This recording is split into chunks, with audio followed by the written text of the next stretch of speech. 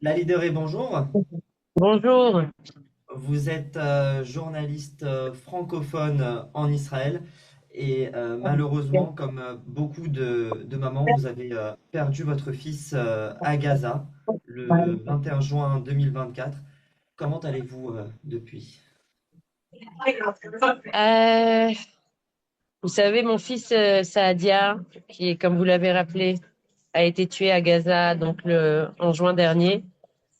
Il avait 27 ans et demi, il a laissé après lui deux enfants. Et le lendemain de la Shiva de Saadia, sa femme a appris qu'elle était enceinte leur troisième enfant. Et il y a à peine 2 semaines, nous avons commémoré la Brit, la circoncision de notre petit-fils. Et donc les sentiments, ils sont partagés. Les sentiments, il y a à la fois beaucoup, beaucoup de joie pour cette vie qui s'est rajoutée, et énormément de peine parce que l'absence de Saadia, elle est encore plus tangible.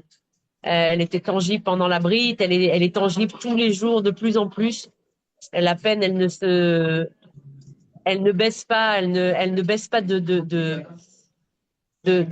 force, et elle déchire. Mais bon, on arrive, Baruch Hashem, à surmonter tout ça. On arrive à faire des belles choses. On arrive à surmonter la douleur.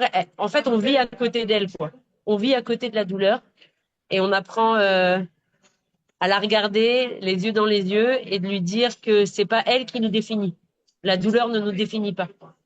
Dans l'éloge funèbre, vous avez mis l'accent, choisi de mettre l'accent sur la question d'augmenter le taux de jeunes hommes et vous encouragez les hommes à aller faire l'armée. Est-ce que ce message a été entendu depuis? Alors, ce message, il est entendu de plus en plus. J'ai le sentiment, je rencontre énormément de personnes aussi orthodoxes en Israël qui me disent, continuez votre combat. On est avec vous. On a peur. On a peur de la vindicte des dirigeants politiques, des dirigeants rabbiniques, mais on sait que c'est là la vérité. Il y a un véritable réveil au niveau de la société orthodoxe, au niveau des individus, on va dire. Le leadership est encore à la traîne, mais comme souvent dans notre peuple, c'est en général, ce sont les individus qui mènent le peuple et qui prennent la bonne direction, et ensuite le leadership suit. Donc là, pour le moment, le 2 avril prochain, alors que je retournerai de France, le jour même où je reviens de France, alors que je vais faire une tournée de conférences, une série de conférences à Paris, à Marseille, j'atterris en Israël et je pars tout de suite faire une marche qui va aller depuis le musée des tankistes à la Troune et qui va aller jusqu'à la Knesset pour appeler justement nos députés, nos ministres à faire voter une loi qui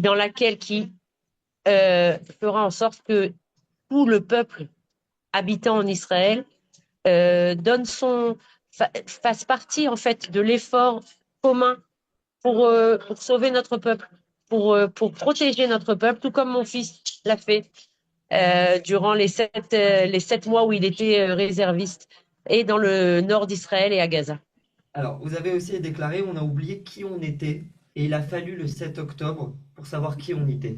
Et depuis maintenant près de 17 mois, on vit cette puissance et cette solidarité. Est-ce que c'est ce message-là que vous voulez, que vous souhaitez véhiculer, notamment avant le 7 octobre? Ce qui nous manquait avant le 7 Moi, octobre. j'ai vraiment le sentiment que en fait, on a appris de nos enfants, en fait. Nos enfants qui n'ont pas hésité une seconde à revêtir les vêtements les vêtements de Tsahal, à prendre la route, à abandonner leurs enfants, leur famille, parce qu'il y avait quelque chose de plus grand que leur petite personne, petite entre guillemets, bien entendu, entre 50 guillemets. Euh, et quand on voit ça, quand on voit cette capacité de cette génération-là à se placer au-delà des inquiétudes personnelles et de chercher à défendre la collectivité, on ne peut que devenir plus grand. Ce sont nos enfants, en fait, qui nous éduquent aujourd'hui.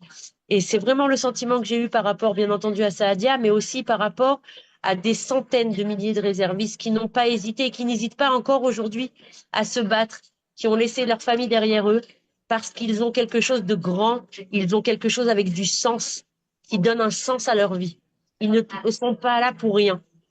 Alors justement, vous êtes actuellement en Europe et vous avez parlé d'une tournée partout, un peu partout en France. Quel message vous souhaitez apporter à la communauté juive de France notamment et même en diaspora de manière générale qui connaît depuis le 7 octobre des difficultés extrêmes et un antisémitisme d'atmosphère?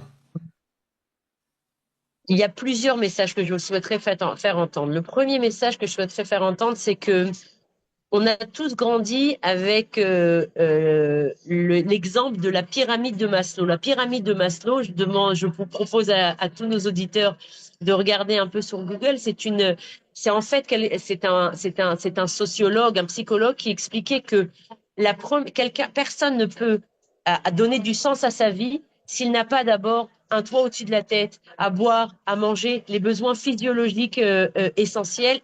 Ensuite, il peut aussi ensuite créer des relations sociales et seulement à la fin, il peut essayer de donner du sens à sa vie. Et moi, je dis que Maslow a tout faux et que nous, le peuple juif, nous avons réussi à renverser cette pyramide des besoins. D'abord, donner un sens. Et lorsqu'on donne un sens à nos actions, alors toutes les difficultés, toute la peine, est supportable. Il y a une phrase extraordinaire de Viktor Frankl qui a survécu à Auschwitz et qui cite Nietzsche, qui dit: celui qui a un pourquoi saura faire face à tous les comment. Et ça, je crois que nous le trouvons chaque jour. Moi, en tant que mère qui a perdu son fils, si je n'avais pas ce sens-là de ma vie en général et ma vie en Israël en particulier, si j'avais pas le sens, si j'avais pas donné un sens à cette vie qui va au-delà de ma personne personnelle, individuelle, et qui va vers quelque chose de plus grand que moi, je ne sais pas comment j'aurais réussi à supporter cette douleur de la perte de mon fils. Ça, c'est le premier message. Le Oui, second allez-y. message, bien entendu, et ça, je peux pas passer outre, c'est que on a besoin de vous. On a besoin de vous, juifs de diaspora. C'est ici que s'écrit l'histoire de notre peuple. On a besoin de vous, on a besoin de vos énergies, de votre savoir-vivre, de votre capacité à créer une unité entre les différents courants. On a besoin de votre harmonie. On a besoin de vous, vraiment.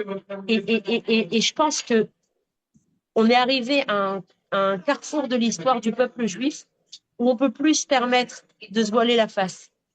Vivre en Israël aujourd'hui, c'est vrai, c'est pas simple, mais encore une fois, lorsqu'on sait que la vie, elle a un sens, alors toutes les difficultés, elles s'aplanissent. Et enfin, dernière question, Lali, est-ce que vous pouvez nous dire à quelle date vous serez en France? Alors, j'arrive à Paris le 24 mars prochain.